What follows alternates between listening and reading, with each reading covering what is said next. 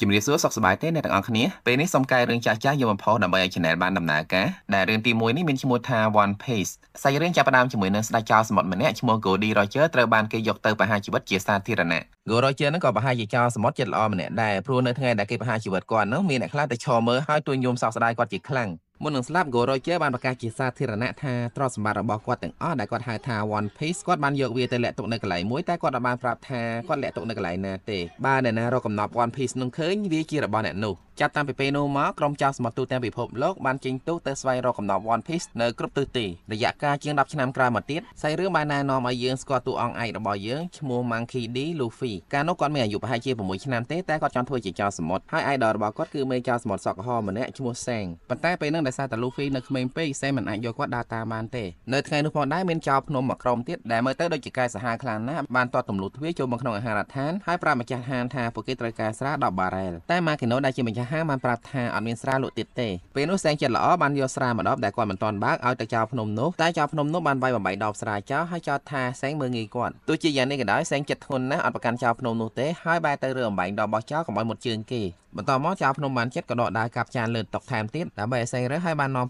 ពួកចាក់ចេញពីទីនោះបាត់ទៅពេលឃើញអញ្ចឹង Luffy ក៏ដោយចិត្តជំនួស Sang ខ្លាំងណាស់តែ Sang ហើយនឹងក្រុមរបស់គាត់បែរជានាំគ្នាសោយកិលទៅវិញទង្វើរបស់ពួកគេនឹងបានធ្វើឲ្យ Luffy កាន់តែក្តៅមកកម្រិតទៀតហើយបានឡើងឈរស្រែកក្តែងស្ដីឲ្យ Sang ថាជាមនុស្សកំសាកតែ Sang បានពន្យល់គាត់ថាមានមនុស្សខ្លះមិនសមឲ្យគាត់ឆ្លោះជាមួយទេពេលនោះដោយសារតែខឹងជាមួយ Sang ពេក Luffy បានទៅយកផ្លែឈើរបស់ Sang ដែល Sang ដាក់ចោលនៅលើតុយកមកញ៉ាំពេលឃើញអញ្ចឹង Sang មានការភ្ញាក់ផ្អើលហើយនឹងព្រួយបារម្ភពី Luffy ខ្លាំងណាស់ព្រោះផ្លែឈើដែល Luffy ទុំញ៉ាំហ្នឹងមិនមែនផ្លែឈើធម្មតាទេគេហៅវាថា Gam Fruit វាធ្វើឲ្យខ្លួនរបស់ Luffy យឺតដូចកៅស៊ូអញ្ចឹងហើយ Luffy នឹងអត់ចេះហែលទឹកអស់មួយជីវិតបន្តមកមិនយូរប៉ុន្មានស្រាប់តែមានហេតុការណ៍មួយបានកើតឡើងគឺ Luffy ត្រូវបានក្រុមចោរភ្នំចាប់ធ្វើបាបដោយសារតែគាត់ទៅទាមទារឲ្យក្រុមចោរភ្នំនឹងសុំទោស Sang ហើយពេលនោះ Sang ក៏បានទៅដល់ទីនោះផងដែរដែលនៅលើកនេះជាផុតពីការប៉ះទង្គិចគ្នាទេព្រោះតាមធម្មតា Sang ចិត្តធ្ងន់ណាស់ទោះបីគេស្ដាប់ទឹកមាត់ដាក់ក៏អត់ឆ្លោះជាមួយនឹងគេដែរតែបើសិនជាមានអ្នកណាគេហ៊ានប៉ះមិត្តភក្តិរបស់គាត់អ្នកនោះច្បាស់ជាមិនរួចខ្លួនទេនៅក្នុងការប្រយុទ្ធគ្នានោះដៃស្ដាំរបស់ Sang ម្នាក់ឈ្មោះ Ben Beckman ស្ម័គ្រចិត្តធ្វើជាអ្នកចាត់ការក្រុមចោរភ្នំតែមកផ្លែសោះ Ben Beckman បានកំចាត់កូនចៅរបស់ចៅភ្នំអស់លីងចំណែកមេគេក៏បានបោកគ្រាប់បែកផ្សែងនាំ Luffy គេចខ្លួនបាត់គាត់បាននាំ Luffy ទៅដល់សមុទ្រហើយដោយសារតែខឹង Luffy ខ្លាំងពេកគាត់ក៏បានបោះ Luffy ចូលទៅក្នុងទឹកបើប្រកាន់តាមចောင်းពៀពេលនោះមានសត្វសមុទ្រយ៉ាងធំមួយដែលពួកគេហៅថា Sea King បានចេញមកខាំស៊ីចៅភ្នំនោះហើយបន្តមកក៏ចង់ខាំស៊ី Luffy ផងដែរតែ Sang បានចូលទៅជួយទាន់ពេលនោះ Sang នៅជាមានជំនាញពិសេសអីមួយយ៉ាងគ្រាន់តែគាត់ប្រើភ្នែកដ៏មុតស្រួយសម្លក់ទៅកាន់ Sea King ខ្លាចក៏ហែលទឹកចេញទៅបាត់ការជួយសង្គ្រោះ Luffy នៅពេលនោះ Sang បានដាច់ដៃម្ខាងធ្វើឲ្យ Luffy អាណិតគាត់ខ្លាំងណាស់មួយរយៈក្រោយមកដល់ពេលដែល Sang ត្រូវចាក់ចេញពីភូមិ Fusa ទៅបន្តដំណើរផ្សងព្រេងរបស់គាត់បន្តទៀតនៅពេលនោះ Luffy បានប្រកាសអះអាងថាថ្ងៃណាមួយគាត់នឹងមានក្រុមខ្លួនឯងហើយគាត់នឹងក្លាយទៅជាមេចោរសមុទ្រដែលខ្លាំងជាងក្រុមរបស់ Sang ទៀតជាការសន្យា Sang បានផ្ញើមួកសំណប់ចិត្តរបស់គាត់ឲ្យ Luffy សិនហើយនៅពេលដែល Luffy ក្លាយទៅជាមេចោរសមុទ្រដ៏ពូកែម្នាក់គាត់ចង់ឲ្យ Luffy យកមួកនោះទៅឲ្យគាត់វិញ10ឆ្នាំក្រោយមក Luffy បានចាប់ផ្ដើមចេញដំណើរផ្សងព្រេងរបស់គាត់តាមទូកតូចមួយហើយអ្នកភូមិ Fusa ជាច្រើនបានមកជួបដំណើរគាត់ទាំងអឡឡៃពេល Luffy ចេញបានឆ្ងាយបន្តិចស្រាប់តែ Sea King ដែលជាមិត្តចាស់របស់គាត់បានមកលេងប៉ុន្តែលើកនេះ Luffy មិនមែនក្មេងទៀតទេគាត់បានប្រើកណ្ដាប់ដៃកៅស៊ូរបស់គាត់ដែលគាត់ហៅថា Gam Pistol ដែល Sea King ម្ដាយឡើងស្លាប់បន្តមកសាច់រឿងបានកាត់ទៅមើលតួអង្គម្នាក់ទៀតឈ្មោះ Kobe គឺជាក្មេងម្នាក់ដែលចោរសមុទ្រចាប់មកធ្វើការនៅលើទូករបស់ពួកគេមានថ្ងៃមួយ Kobe រុញប៉ះចំធុងបារ៉ាដែល Luffy ដេកនៅក្នុងនោះ Luffy ចូលទៅក្នុងធុងបារ៉ាដោយសារតែទូករបស់គាត់ត្រូវបានទឹកគួចយកទៅហើយក្រោយមកមានគេប្រទះឃើញធុងបារ៉ានោះក៏លើកឡើងលើកប៉ាល់ហើយក្រោយមកទៀតកប៉ាល់នោះក៏ត្រូវបានក្រុមចោរសមុទ្រប្លន់យកទៀតអញ្ចឹងហើយទៅពេលនេះ Luffy នៅលើទូករបស់ចោរសមុទ្រហើយបានជួបជាមួយនឹង Kobe ជាដំបូង Luffy អត់ខ្វល់ថាគាត់នៅកន្លែងណាទេសំខាន់ពេលនេះគាត់ឃ្លានហើយគាត់ទៅរកអីញ៉ាំសិននៅទីនោះ Kobe បានប្រាប់ Luffy ថាកាលពី2ឆ្នាំមុនពេលដែលគាត់កំពុងតែស្ទូចត្រីសុកមានក្រុមចោរសមុទ្រទៅចោទគាត់មកធ្វើទាស្ករនៅលើទូកមួយហ្នឹងពេលនោះ Luffy បានសួរថាបើមិនចង់ធ្វើការនៅនឹងទេហេតុអីមិនរត់ហើយ Kobe ប្រាប់ថាគាត់អត់ហ៊ានតែសារតែកាប៉ីតែននៅលើកប៉ាល់ហ្នឹងឈ្មោះ Alvida កាយខ្លាំងណាស់បើដឹងថា Kobe ចង់រត់នាងច្បាស់ជាសម្រាប់គាត់ចោលហើយនិយាយខ្លីទៅ Kobe គឺជាមនុស្សកំសាកធ្វើអីគាត់ហ៊ានដែរតទៅពេលឮ Luffy ប្រាប់ថាគាត់ចង់ទៅរកកំណប់ One Piece ដើម្បីធ្វើជាស្ដេចចោរសមុទ្រ Kobe ដឹងថាវាគ្រោះថ្នាក់ខ្លាំងណាស់ហើយគាត់អត់ជឿថា Luffy ធ្វើបានទេនៅពេលនោះ Luffy បានខកគាត់មកញ៉ោខ្លួនហើយប្រាប់ថាមនុស្សយើងត្រូវតែធ្វើអីដែលយើងចង់ធ្វើមិនត្រូវបណ្តែតបណ្ដោយតាមជោគវាសនាទេពាក្យសម្ដីរបស់ Luffy បានធ្វើឲ្យ Kobe មានកម្លាំងចិត្តហើយគាត់សម្រេចចិត្តធ្វើតាមក្តីសម័យរបស់គាត់ដែលចង់ធ្វើជាកង Marine ដើម្បីចាប់ជនអាក្រក់បន្តមកកាប៉ីតែនឈ្មោះ Alvida បានទៅដល់ទីនោះហើយពេល Luffy ឃើញក៏សួរ Kobe ថាចុះម្នាក់កម្មាំងហ្នឹងជានរណាគេតាមធម្មតា Alvida ខឹងណាស់នរណាគេនិយាយថងហ្នឹងដល់ទៅពេលឮ Luffy និយាយអញ្ចឹងនាងច្បាស់ជាមិនឲ្យ Luffy រួចខ្លួនទេ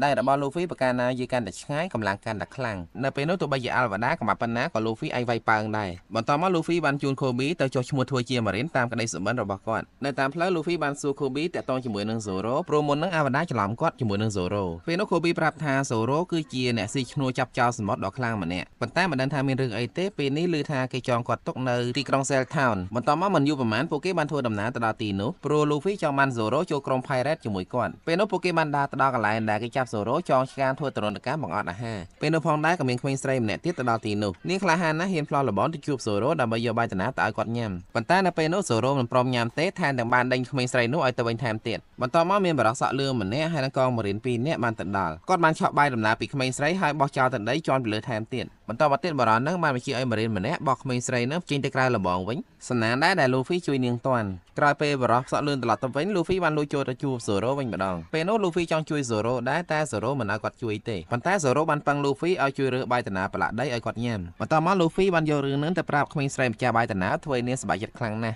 ក្មេងស្រីម្នាក់នោះឈ្មោះរីកាហើយនាងប្រាប់ថា Zoro ត្រូវបានគេចាប់ចោលនឹងគឺដោយសារតែគាត់ជួយនាងកាលពីប្រហែលថ្ងៃមុនមានឆ្កែចចកមកក្បាលចូលមកហាងម៉ាក់របស់នាងហើយរីកាឃើញអញ្ចឹងក៏ទាញបោះចង់វាយវាតែវាបែរជាចង់ខាំរីកាវិញស្នាណាស់ដែលពេលនោះ Zoro បានវាយឆ្កែនោះជួយនាងតាន់តែពិតឆ្កែចចកនឹងគឺជាសត្វចិញ្ចឹមរបស់បរិសុទ្ធសក់លឿងឈ្មោះ Helmepo នៅថ្ងៃនោះ Zoro មិនត្រឹមតែវាយឆ្កែទេវាយទាំងម្ចាស់ឆ្កែអាលីអាលើនឹងទៀតហើយដោយសារតែ Helmepo គឺជាកូនប្រុសរបស់មេកង Marine នៅតំបន់ហ្នឹងគាត់បានទៅទូប៉ាត់ប៉ារបស់គាត់ឲ្យគេមកចាប់ចង Zoro បង្អត់អាហាររយៈពេល1ខែនៅពេលដែលពួកគេកំពុងតែនិយាយគ្នាហ្នឹងស្រាប់តែ Helmepo បានចូលមកអុកឡុកហាងម៉ាក់របស់រីកាម្ដងទៀតនៅពេលនោះ Luffy ក៏បានចូលទៅមើលហើយលើ Helmepo និយាយថាប៉ារបស់គាត់នឹងប្រហារជីវិត Zoro ឆាប់ៗនឹងហើយពេល Luffy ឮអញ្ចឹងក៏ដាល់ Helmepo បណ្ដាយរួចសច្ចាថាថ្ងៃនេះក៏នឹងបបួល Zoro ចូលក្រុមរបស់គាត់ឲ្យបានបន្ទាប់មក Helmepo បានរត់ទៅប្តឹងប៉ារបស់គាត់ឈ្មោះ Morgan ឲ្យចាប់ Luffy សម្លាប់ចោល Morgan គឺជាមេកង Marine របស់រដ្ឋាភិបាលនៅក្នុងតំបន់ហ្នឹងដែលកាចខ្លាំងនរណាក៏ខ្លាចគាត់ដែរហើយក្នុងពេលជាមួយគ្នា Luffy បានទៅជួប Zoro ដើម្បីបបួល Zoro ចូលក្រុមជាមួយពេលនោះ Luffy អត់មានទុកពេលឲ្យ Zoro សម្រេចចិត្តអីទេគាត់ប្រាប់ Zoro ថាគាត់នឹងទៅយកដាវឲ្យ Zoro វិញមិនយូរប៉ុន្មាន Luffy បានទៅដល់មន្ទីរកង Marine ដែលនៅទីនោះ Morgan កំពុងតែបញ្ជាឲ្យគេលើករូបសំណាករបស់គាត់ឡើងហើយ Helmepo ក៏នៅទីនោះផងដែរនៅពេលនោះគ្រាន់តែកង Marine ម្នាក់មិនប្រយ័ត្នធ្វើឲ្យរូបសំណាករបស់គាត់ប៉ះរបស់អីម្យ៉ាង Morgan ដែលជាមនុស្សកំណាញ់ខុសខើបានគំរាមសម្លាប់ Marine នោះចោលចំណែក Luffy ដែលនៅខាងក្រោមលើសំឡេងក្តុងក្តាននៅខាងលើក៏ទាញជំពាមលោតឡើងទៅមើលពេលឡើងទៅដល់ Luffy អត់ដឹងក៏ចាប់ទាញខ្សែស្រែរូបសំណាករបស់ Morgan ធ្វើឲ្យវាធ្លាក់ចុះមកក្រោមបាយបាក់អស់នៅពេលនោះ Morgan ខឹងខ្លាំងណាស់តែ Luffy អត់ខ្វល់ជាមួយគាត់ទេគឺគាត់ត្រូវការជួបតែ Helmepo តែប៉ុណ្ណោះព្រោះ Helmepo នោះគឺជាអ្នកយកដាវរបស់ Zoro ទៅទុកក្នុងពេលជាមួយគ្នា Kobe បានរួចចូលទៅស្រែចំណងឲ្យ Zoro ពេលនោះ Kobe បានប្រាប់ Zoro ថាស្អែកគេនឹងសម្លាប់គាត់ចោលហើយហេតុតែអញ្ចឹងហើយទើប Luffy បន្ថយជីវិតចូលទៅក្នុងមន្ទីរ Marine ដើម្បីយកដាវរបស់ Zoro មកវិញសង្ឃឹមថា Zoro នឹងចូលក្រុមជាមួយគាត់និយាយដល់ត្រឹមនេះ Morgan បាននាំកង Marine របស់គាត់ទៅដល់ហើយអត់មាននិយាយច្រើនទេ Morgan បានបញ្ជាឲ្យកូនចៅរបស់គាត់បាញ់សម្លាប់ពួកគេចោលតែម្ដងបន្ទាប់មកសាច់រឿងបានកាត់ទៅមើលប្រវត្តិរបស់ Zoro បន្តិចកាលពីក្មេង Zoro ប្រកែកគុនដាវខ្លាំងណាស់គាត់វាយឈ្នះគុនសិស្សទាំងអស់លើកលែងតែម្នាក់ដែលគាត់បានប្រកួតជាមួយ 2000 ដងហើយមិនឈ្នះសោះនេះមានឈ្មោះថា Kuina ជាគុនស្រីរបស់គ្រូរបស់គាត់បន្ទាប់មកនៅក្នុងការប្រកួតលើកទី2001 Zoro បានបបួល Kuina ប្រកួតគ្នាដោយប្រើដាវមែនទែន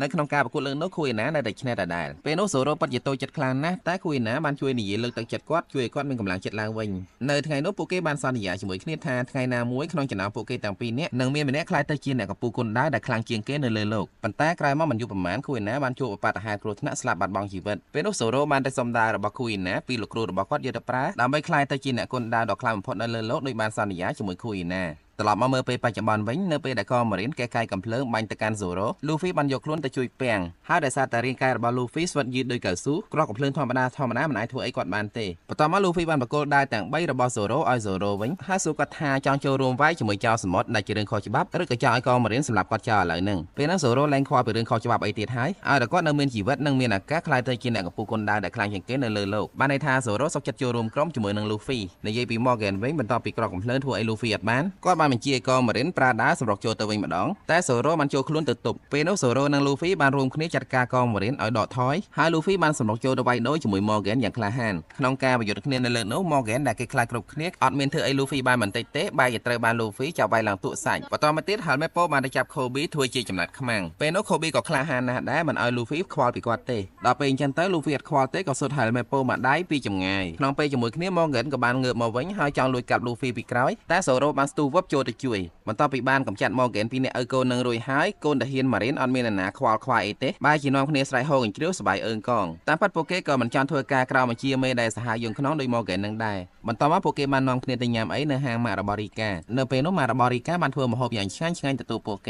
េដើម្បីអរគុណពួកគេដែលបានជួយរំដោះភូមិនេះពីការត្រួតត្រារបស់ជនកំណាច Morgan ពេលនោះ Rika បានសួរ Luffy ថាចង់ទៅណាទៀតបន្ទាប់ពីនឹងហើយ Luffy ប្រាប់ថាគាត់នឹងទៅតំបន់ Grand Line ពេលឮអញ្ចឹង Kobe ភ័យជំនួសទោះបីជាគាត់អត់ចូលក្រុមជាមួយ Luffy ក៏គាត់ព្រួយបារម្ភពីសុវត្ថិភាពរបស់ Luffy ដែរព្រោះតំបន់ Grand Line នឹងគឺជាតំបន់គ្រោះថ្នាក់បំផុតគេតែងតែហៅតំបន់នោះថាជាកន្លែងបញ្ចុះសពរបស់ចៅសមុទ្របន្តមកមាន Marine មួយក្រុមបានទៅដល់ទីនោះដើម្បីធ្វើការតាមតួនាទីរបស់ពួកគេដែលត្រូវចាប់ក្រុមចៅសមុទ្រប៉ុន្តែដោយសារតែក្រុមរបស់ Luffy មានស្នាដៃជួយភូមិនេះគេនឹងមិនរាយការណ៍ទៅថ្នាក់លើទេតែសំណូមពរឲ្យក្រុមរបស់ Luffy បញ្ញាប់ចាក់ចេញពីភូមិនឹងពេលនោះ Luffy យល់ការក៏សុខចិត្តចាក់ចេញតាមស្រួលហើយនៅពេលដែលគេសួរថា Kobe គឺជាសមាជិកក្រុមរបស់ Luffy ដែរអត់ Luffy បែរជាទៅធ្វើឆ្លោះទាស់តែងគ្នាជាមួយ Kobe ចង់ប្រាប់គេថា Kobe មិនមែននៅក្រុមជាមួយគាត់ទេមូលហេតុគឺដោយសារតែគាត់ដឹងថា Kobe ចង់ធ្វើជា Marine ហើយបើគេដឹងថា Kobe ធ្លាប់តាក់ទងជាមួយនឹងចៅសមុទ្រនោះគេអត់ឲ្យគាត់ធ្វើ Marine ទេបន្ទាប់មកនៅពេលដែល Luffy ហើយនិង Zoro ចេញទៅផុត Kobe បានសុំគេធ្វើជា Marine ហើយគេក៏បានទទួលយកគាត់បន្ទាប់មក Kobe បានតាមទៅអរគុណ Luffy ដល់កំពង់ផែហើយ Zoro បាននិយាយលេងថាវាមិនដែល Marine ណាមកអរគុណចៅសមុទ្រមើលទៅរឿងនឹងតរកត់ចូលក្នុងសភៅប្រវត្តិសាស្ត្រទៅបានពេលនេះ Luffy ហើយនិង Zoro ចង់ធ្វើដំណើរទៅតំបន់ Grand Line ប៉ុន្តែពួកគេទាំងពីរគ្មានអ្នកណាចេះមើលទិសតំបន់អីទេចេះតែបដាខ្លួនតាមខ្យល់អញ្ចឹងទៅឥឡូវពួកគេឃ្លានខ្លាំងណាស់មិនដឹងទៅរកអីញ៉ាំនៅណាទេពេលនោះពួកគេបានឃើញសត្វស្លាបមួយហានៅលើមេឃហើយ Luffy មានកំណត់ចង់ចាប់សត្វស្លាបនោះញ៉ាំដល់ពេលយកខ្លួនឯងធ្វើជាជំពាមបាញ់ទៅមិន Luffy ចាប់សត្វនោះទេគឺសត្វនោះបានចាប់ Luffy វិញពេលឃើញអញ្ចឹង Zoro ក៏បញ្ញាប់អុំទូកតាមទៅជួយហើយនៅតាមផ្លូវគាត់បានអនុញ្ញាតឲ្យចៅសមុទ្រ3នាក់ដែលកំពុងតែបដាខ្លួនតាមទឹកតោងទូករបស់គាត់ពេលបានឡើងទូកហើយស្រាប់តែចៅសមុទ្រ3នាក់នោះចង់ប្លន់ Zoro តែត្រូវបាន Zoro វាយឡើងទូកហើយប្រាយចៅទូកវិញម្ដងចៅសមុទ្រ3នាក់នោះបានប្រាប់ Zoro ថាពួកគេគឺជាកូនចៅរបស់ចៅសមុទ្រឈ្មោះ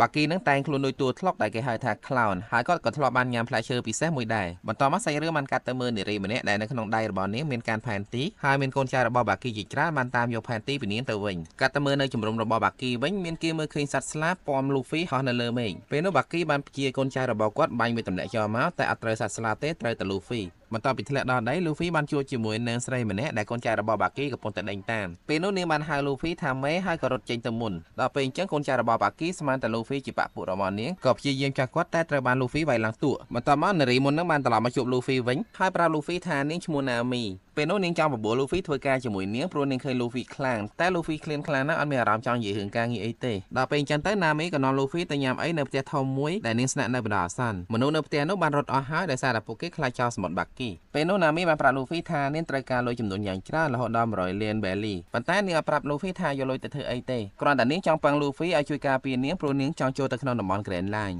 Nami មានផែនទីហើយនាងបកកែមើលទិសដៅខ្លាំងណាស់នៅពេលដែលដឹងថា Nami ចេះមើលទិសដៅនិងចេះមើលផែនទីអញ្ចឹង Luffy ក៏បបួល Nami ចូលក្រុមជាមួយគាត់វិញធ្វើឲ្យ Nami ដឹងថា Luffy គឺជាចៅសមុទ្រតាមពីដើមមក Nami ស្អប់ចៅសមុទ្រខ្លាំងណាស់ហើយនាងដើរលួចទ្រព្យសម្បត្តិតែពីចៅសមុទ្រទេនៅពេលនោះ Nami ធ្វើជាព្រមចូលក្រុមជាមួយនឹង Luffy តែ Luffy ត្រូវជួយធ្វើការនាងមួយសិនការងារនោះគឺនាងចង់ឲ្យ Luffy សម្ដែងធ្វើជាមេរបស់នាងដើម្បីទៅជួប Baki ពេលទៅដល់នាងបានប្រកល់ផែនទីឲ្យ Baki វិញហើយប្រាប់ Baki ថា Luffy ដែលជាមេរបស់នាងវាជានាងធ្វើទេឥឡូវនាងបានក្បត់មេរបស់នាងហើយព្រោះនាងចង់ចូលក្រុមជាមួយ Baki តាមពិតគោលបំណងរបស់ Nami គឺចង់រកឱកាសដើម្បីលួចទ្រព្យសម្បត្តិរបស់ Baki តែប៉ុណ្ណោះបន្ទាប់មក Baki បានបង្កើតឲ្យកូនចៅគាត់រៀបចំពិធីជប់លៀងមួយដើម្បីទទួលសមាជិកថ្មីពេលនោះពួកគេផឹកស៊ីសប្បាយចិត្តខ្លាំងណាស់ហើយដើម្បីញ៉ាំងឲ្យកម្មវិធីកាន់តែអធិកអធម Baki បានឲ្យកូនចៅរបស់គាត់បញ្ចេញកំភ្លើងធំទៅបាញ់ផ្ទះប្រជាជនលេខឲ្យជាច្រើនខ្នងពេលឃើញចឹង Nami មានអារម្មណ៍ថាសង្វ័យក្នុងចិត្តខ្លាំងណាស់ពេលនោះ Baki បាននិយាយថាគាត់នឹងប្រើកំភ្លើងធំនឹងដើម្បីធ្វើជាស្ដេចនៅក្នុងតំបន់ Grand Line ហើយពេលលឺអញ្ចឹង Luffy ក៏ប្រកែកចាច់ថាគាត់ទៅជាអនាគតស្ដេចនៅតំបន់ Grand Line បន្ទាប់មក Baki អត់ចង់ជលក់មាត់ជាមួយនឹង Luffy ទេគាត់បានប្រើ Nami ឲ្យប្រើកំភ្លើងធំបាញ់សម្លាប់ Luffy ចោលតែម្ដងនៅពេលនោះ Nami ពិបាកសម្រេចចិត្តណាស់ព្រោះបើសិនជានាងមិនសម្លាប់ Luffy ទេគេនឹងសម្លាប់នាងចោលដល់ពេល Nami ឆោតត្រឹងយូរពេកមានកូនចៅរបស់ Baki ម្នាក់ចូលមកឲ្យកញ្ឆេះកំភ្លើងធំជំនួស Nami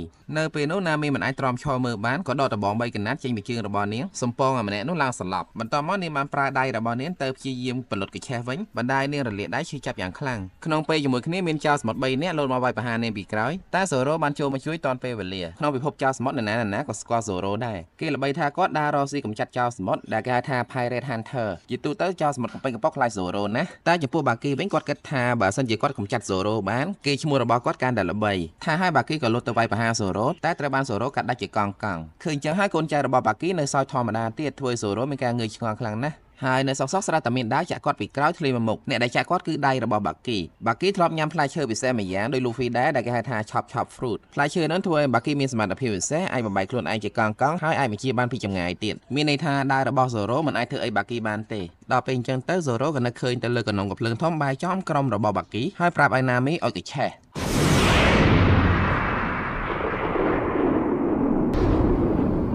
បន្តមក Zoro បានអូសត្រង់ដែលមាន Luffy នៅក្នុងនោះទៅដល់កន្លែងមានសុវត្ថិភាពមួយនៅទីនោះ Luffy បានឃើញឆ្កែមួយក្បាលដែលអង្គុយឆ្កឹងដោយរូបចម្លាក់ហើយនៅពេលដែលគាត់យកដៃទៅលេងវាគាត់ត្រូវបានឆ្កែនោះខាំបន្តមក Nami បានទៅដល់ទីនោះហើយនាងបានបោះកូនសោបើកទ្វារត្រង់ឲ្យ Luffy ផងដែរប៉ុន្តែនៅពេលដែល Luffy លោកដៃយកឆ្កែបានទៅដាមកូនសោនោះលេបជប់ពោះបាត់រឿងនោះធ្វើឲ្យ Luffy ខឹងខ្លាំងណាស់ក៏ចាប់ឆ្កែច្បាច់កបង្ខំឲ្យខ្ជាក់សោចេញទៅវិញពេលឃើញ Luffy ធ្វើបាបឆ្កែអញ្ចឹងមានអ៊ំចាស់ម្នាក់បានទៅដល់ហើយស្រែកខាត់គាត់គឺជាចៅហ្វាយក្រុងនៅក្នុងទីក្រុង Orange Town នឹងគាត់មានចិត្តល្អណាស់ពេលឃើញ Zoro មានរបួសអញ្ចឹងគាត់បានជូន Zoro ទៅសម្រាប់នៅផ្ទះរបស់គាត់បន្តមកលោកចៅហ្វាយក្រុងបានប្រាប់ថាឆ្កែហ្នឹងមានឈ្មោះថាឈូ3ខែមុនម្ចាស់របស់វាបានឈឺស្លាប់បាត់ទៅហើយប៉ុន្តែនៅថ្ងៃចុងក្រោយពេលម្ចាស់វាចេញទៅពេទ្យម្ចាស់វាបានពឹងពាក់វាឲ្យជួយមើលហាងលក់ចំណីសត្វរបស់គាត់នៅថ្ងៃនោះគាត់បានឈឺស្លាប់នៅពេទ្យអត់អាចត្រឡប់មកវិញបានទេតែឆ្កែឈូនៅតែអង្គុយការពារហាងជារៀងរាល់ថ្ងៃជាពិសេសគឺនៅក្នុងកំឡុងពេលនេះពេលដែលក្រុមចៅសមុទ្របាគីកំពុងតែយាយីទីក្រុងនិយាយពីក្រុមរបស់បាគីពេលនោះស្រាប់តែមានកូនចៅរបស់បាគីម្នាក់ឈ្មោះ Mochi បានទៅដល់ Mochi មានសមត្ថភាពប្រហាត់សត្វដែលកាយឲ្យស្លូតវិញបានហើយដៃគូរបស់គាត់គឺសត្វតោដ៏ធំមួយឈ្មោះ Richie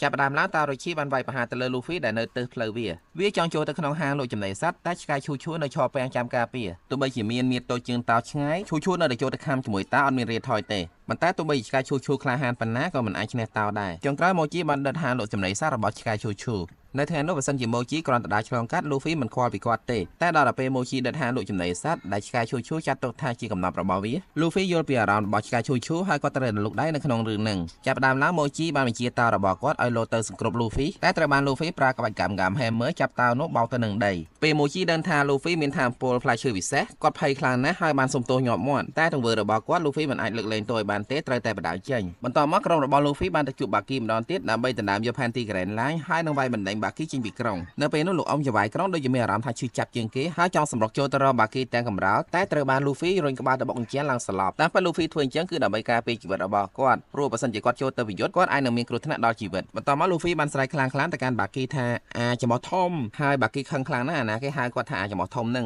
ពេលហ្នឹងអត់ចាំយូរទេ Baki ក៏បញ្ជាឲ្យគេបាញ់កំភ្លើងធំទៅកាន់ Luffy តែ Luffy បានប្រែកាយខ្លាចទៅជាបាឡូនយ៉ាងធំមួយធ្វើឲ្យក្រកកំភ្លើងធំដែលបាញ់ត្រូវគាត់ឡងត្រឡប់ទៅវិញការផ្ទុះនៅលើកនោះមិនបានសម្លាប់ Baki ទេព្រោះគាត់បានយកកូនចៅគាត់មកធ្វើខែលនៅពេលនោះ Baki ក៏សល់កូនចៅដ៏ស្មោះត្រង់របស់គាត់ម្នាក់ទៀតផងដែរឈ្មោះ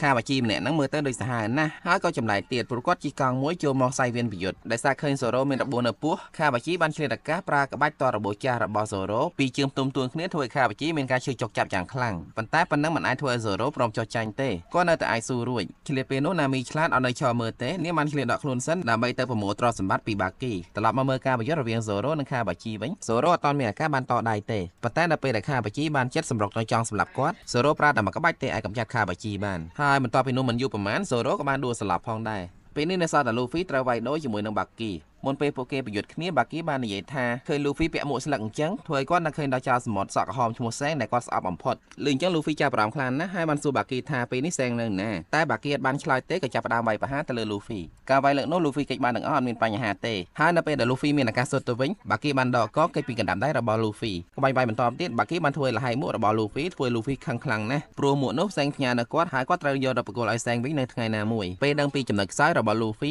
Baki បានប្រើដៃហោះទៅទម្លុះមួករបស់ Luffy ឲ្យធ្លុះកាន់តែច្រើនកន្លែងទៀតដើម្បីបញ្ឈឺចិត្តគាត់ពេលនោះ Luffy ខឹងត្រង់នៃបានក៏ស្ទុះទៅទាត់ Baki បានមួយជើងប្រាប់យើងភ្លាមមកអាមាត់ធំពេលនេះ Seng នៅណាបន្តមកទៀត Baki បានឆ្លៀតនិយាយប្រវត្តិខ្លះៗរវាងគាត់ហើយនិង Seng ពីមុនពួកគេធ្លាប់នៅលើទូកជាមួយគ្នាហើយតែងតែឆ្លោះប្រកែកគ្នាតាមរបៀបមិត្តភក្តិមានថ្ងៃមួយពួកគេបានជួបប្រយុទ្ធជាមួយនឹងចៅសមុទ្រមួយក្រុមទៀតហើយ Baki យកបានផែនទីកំណត់នៅបាតសមុទ្រមួយលាក់ទុកខ្លួនឯងមិនឲ្យគេដឹងទេរយៈពេលក្រោយមកទៀត Seng បានមកប្រាប់គាត់ថាក្រុមរបស់ពួកគេរកឃើញផ្លែឈើពិសេសមួយដែលគេហៅថា chop fruit អាផ្លែឈើនោះពិតមែនតែវាផ្ដល់ឲ្យពួកគេនៅសមត្ថភាពពិសេសតែអ្នកដែលបានញ៉ាំផ្លែឈើនឹងហើយនឹងអត់ជាហែទឹកអញ្ចឹងហើយទៅក្រុមចៅសមុទ្រអត់មាននរណាហ៊ានញ៉ាំវាទេទោះបីជាយ៉ាងណា តម្លៃរបស់ផ្លែឈើហ្នឹងវាថ្លៃខ្លាំងណាស់អាចលក់បានរហូតដល់ទៅជាង100លានបែលីដែរប្រហែលថ្ងៃក្រោយមកទៀតបាគីបានឆ្លៀតប្រើល្បិចទៅយកផ្លែឈើពិសេសនោះមកទុកខ្លួនឯងគាត់ចង់លក់វាយកលុយដើម្បីធ្វើជាដើមទុនទៅរកកំណត់នៅបាតសមុទ្រតាមផែនទីរបស់គាត់ប៉ុន្តែចៃដន្យនៅយប់នោះសេងមកតាន់ហើយគាត់អត់ដឹងថាលាក់ទុកនៅណាក៏ដាក់ចូលទៅក្នុងមាត់ហើយបន្តមកទៀតសេងបានបញ្ញាក់គាត់ដោយអចេតនាធ្វើឲ្យគាត់ច្រឡំលេបចូលទៅក្នុងពោះការដែលសោះជានោះទៀតគឺផែនទីកំណត់របស់គាត់បានធ្លាក់ចូលទៅក្នុងទឹកហើយគាត់ក៏បានលោតទៅតាម